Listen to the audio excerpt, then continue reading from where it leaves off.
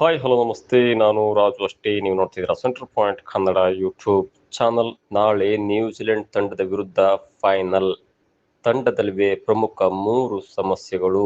ಈ 3 ಸಮಸ್ಯೆಯನ್ನ ಸರಿಪಡಿಸಿದರಷ್ಟೇ ಭಾರತಕ್ಕೆ 3ನೆಯ T20 ವಿಶ್ವಕಪ್.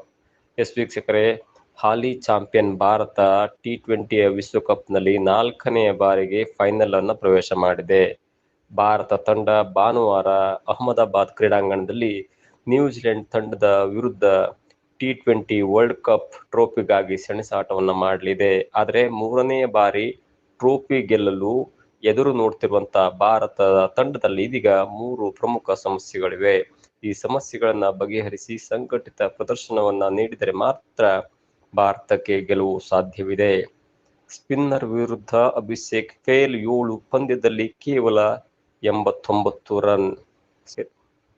ಸ್ಫೋಟಕ ಆಟಕ್ಕೆ ಹೆಸರುವಾಸಿಯಾಗಿದ್ದ ಅಭಿಷೇಕ್ ಶರ್ಮಾ ಈ ವಿಶ್ವಕಪ್ನಲ್ಲಿ ಭಾರೀ ವೈಫಲ್ಯವನ್ನು ಅನುಭವಿಸಿದ್ದಾರೆ.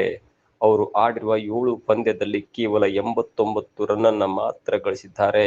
ಈ ಪೈಕಿ 3 ಪಂದ್ಯದಲ್ಲಿ 0 ಸುತ್ತಿ ಖಾತೆಯನ್ನೇ ಕೂಡ ತೆರೆದಿಲ್ಲ. ಅದರಲ್ಲೂ ಸ್ಪಿನ್ನರ್ಗಳ ವಿರುದ್ಧ ಅಭಿಷೇಕ್ ಕಳವಳಕಾರಿಯಾಗಿ ಆಟವನ್ನು ಆಡ್ತಾ ಇದ್ದು, ಅಭಿಷೇಕ್ ಶರ್ಮಾ ಅವರ ವೀಕ್ನೆಸ್ ಇದೀಗ ಎಲ್ಲಾ ತಂಡಗಳಿಗೂ ಕೂಡ ಗೊತ್ತಾಗಿದೆ.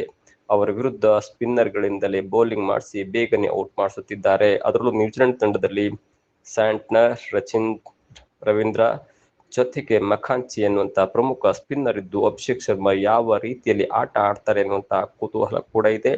ಇವರ ಬದಲಾಗಿ ವಾಷಿಂಗ್ಟನ್ ಸುಂದರ್ ಅನ್ನುವಂತ ಒಬ್ಬ ಆಲ್ರೌಂಡರ್ ಆಟಗಾರ ಆಡುವಂತ ಎಲ್ಲಾ ಸಾಧ್ಯತೆ ಕೂಡ ಇದೆ. ಇನ್ನು ದುಬಾರಿಯಾದಂತ ವರುಣ್ ಚಕ್ರವರ್ತಿ ಕೊನೆ 4 ಪಂದ್ಯದಲ್ಲಿ ಕೊಟ್ಟ ರನ್ ಬರೋಬ್ಬರಿ 186. T20 ರ್ಯಾಂಕಿಂಗ್ ನಲ್ಲಿ ಪ್ರಥಮ ಸ್ಥಾನದಲ್ಲಿರುವಂತಹ ವರುಣ್ ಚಕ್ರವರ್ತಿ ಭಾರತದ ಪ್ರಮುಖ ಬೌಲರ್ಗಳಲ್ಲಿ ಒಬ್ಬರು. ಆದ್ರೆ ವರುಣ್ ಚಕ್ರವರ್ತಿ ಇದೀಗ ತುಂಬಾ ದುಬಾರಿ ಆಗ್ತಾ ಇತ್ತು. ಗುಂಪು ಹಂತದಲ್ಲಿ ಮಿಂಚಿದಂತ ಅವರು ಸೂಪರ್ 8ನ 3 ಪಂದ್ಯ ಮತ್ತು ಸೆಮಿಫೈನಲ್ ಪಂದ್ಯದಲ್ಲಿ ನೀರಿನಂತೆ ರನ್ ಅನ್ನ ಬಿಟ್ಕೊಡ್ತಾ ಇದ್ದಾರೆ. ದಕ್ಷಿಣ ಆಫ್ರಿಕಾ ವಿರುದ್ಧ 47, ಜಿಂಬಾಬ್ವೆ ವಿರುದ್ಧ 35, ವೆಸ್ಟ್ ಇಂಡೀಸ್ ವಿರುದ್ಧ 40 ಮತ್ತು ಸೆಮಿಫೈನಲ್ ನಲ್ಲಿ ಇಂಗ್ಲೆಂಡ್ ವಿರುದ್ಧ ಮಹತ್ವದ ಪಂದ್ಯದಲ್ಲಿ 4 ಓವರ್ಗಳಲ್ಲಿ ಬರೋಬ್ಬರಿ 64 ರನ್ ಅನ್ನು ನೀಡಿದ್ದಾರೆ. ಹೀಗಾಗಿ ಈ 4 ಪಂದ್ಯದಲ್ಲೂ ಕೇವಲ 1 ವಿಕೆಟ್ ಅನ್ನು ಕಿತ್ತು ಅವರು ನಿರಾಸೆಯನ್ನ ಅನುಭವಿಸಿದ್ದಾರೆ. ಆದರೆ ಕಿವೀಸ್ನ ಸ್ಫೋಟಕ ಬ್ಯಾಟರ್ಗಳ ವಿರುದ್ಧ ವರುಣ್ ಉತ್ತಮವಾದಂತಹ ಎಕಾನಮಿ ಕೂಡ ಮಾಡಬೇಕಾದಂತಹ ಸಾಧ್ಯತೆ ಇದ್ದು, ಇವರ ಜಾಗದಲ್ಲಿ ಕುಲ್ದೀಪ್ ಯಾದವ್ ಎನ್ನುವಂತ ಒಬ್ಬ ಕೇರಂ ಸ್ಪಿನ್ನರ್ ಆಡುವಂತ ಎಲ್ಲಾ ಸಾಧ್ಯತೆ ಕೂಡ ಇದೆ. ಇನ್ನು 3ನೇ ಸಮಸ್ಯೆ ಅಂದ್ರೆ ದುಬೆ 6ನೇ ಬೌಲರ್ ಆಯ್ಕೆ ದುರ್ಬಲ.